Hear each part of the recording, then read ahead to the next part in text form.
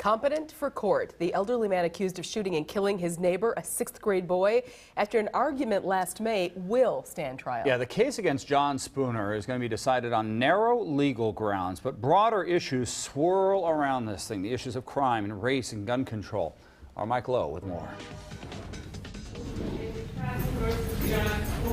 Looking frail and somewhat flummoxed, 76-year-old John Spooner shuffled into a Milwaukee County courtroom with his mouth agape. The defendant is here in person, Your Honor. The question before the court, is the accused killer of a 6th grade boy mentally competent to stand trial?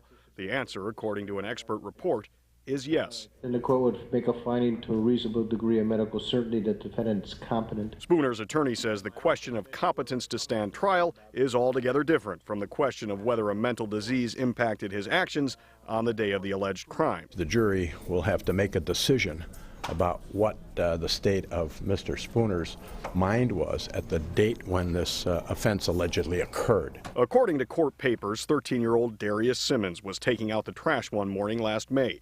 Spooner confronted the boy about stolen guns.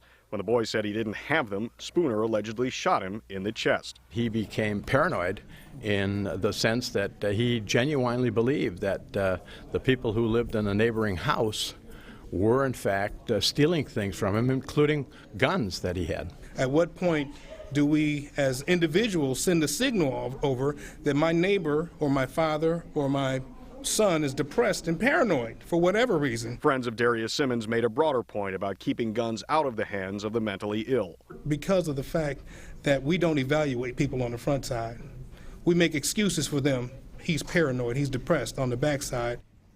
Spooner's next court appearance is set for March 28th, with the trial likely to start at the end of May. Back to you. Mike, thank you. It is 5:15. Time for news and weather together.